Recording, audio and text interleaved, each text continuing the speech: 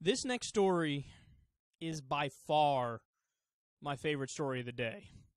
Two Buddhist monks living the classic Buddhist life, which is, detached and peaceful, away from all the things that, might arouse the passions. The picture that you have in your mind whenever you think of Buddhists, of like there's a serene river flowing by and a beautiful design of like rocks, like a rock garden, and then there's somebody sitting there just in deep, deep meditation. It's those kind of Buddhists is what we're talking about here. And this is in Cambodia, and we just learned that two of these Buddhists were arrested for smoking meth. Quote, the International Business Times reported that 19-year-old Chan Buna and 36-year-old Pitch David, both monks at a Buddhist commune in Siem Reap, were arrested separately for meth. In particular, David's room contained condoms, alcohol, and a meth pipe. Oh, that is scrumdiddlyumptious. Now, why do I love this story so much? Well, I love it because I think there's a deeper message here. Because for those of you who know anything about the Buddhist philosophy, it's basically this idea that human beings should rid themselves of all external wants. And it's this idea that pleasure inevitably leads to pain. They're two sides of the same coin.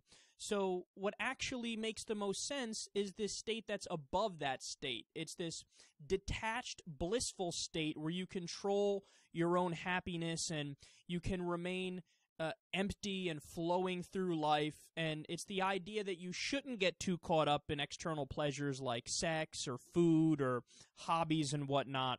And they want you to live the spiritual life and the holy life where you find meaning through the Buddhist philosophy of, be above that all. Be this holy person who's pure and who can find happiness within. I mean, that's what meditation is. You sit there and you clear your mind and you clear your body and you get to this state that's totally detached but totally blissful or joyful, right? Now, from this story, I might be a dick for extrapolating it way beyond the confines of what the story is showing here, but I think this kind of shows that that's not possible. And understand something, man. You guys know me. I'm an agnostic atheist. I'm an anti-theist. I think religion is stupid. But that doesn't mean that there's not a hierarchy of religions and some make less sense and some make more sense. Like Scientology is one of the dumbest. Mormonism is one of the dumbest. And then you have something like Buddhism, which makes a lot more sense because at least they're trying. At least it's like, let's come up with some sort of a coherent philosophy and advocate that. But I don't think it's possible. The Buddhist ideal, I think, is totally anti-human nature. I mean, look, yes, there's a lot to human beings that we can control via our nurture and we pick up from our environment, right? That we can override and we can change things and make decisions.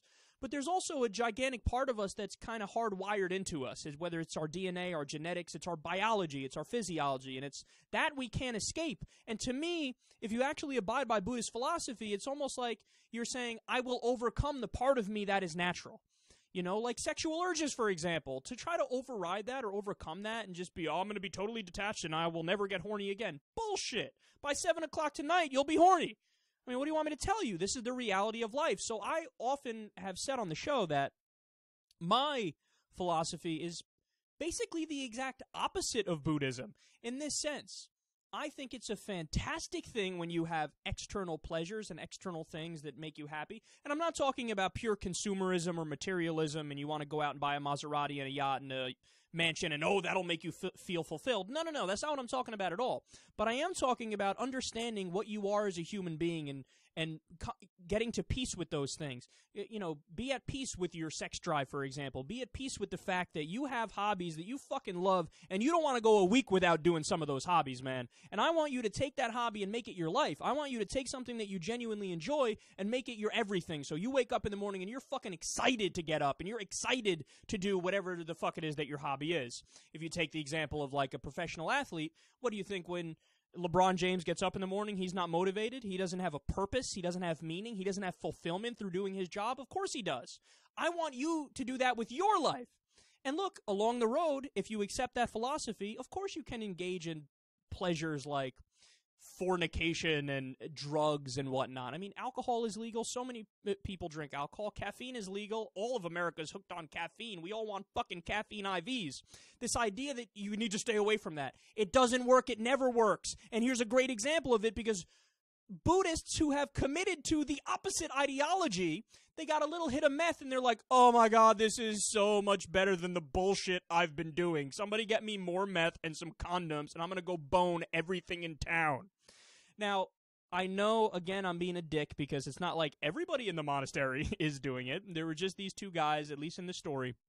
But I will say, I know somebody, I won't tell you what his name is, or actually his profession, because I don't want to blow his spot, but this was a guy who, when he was younger, he was kind of curious about the Buddhist philosophy, so he actually went and lived in that circumstance, in that situation for a while.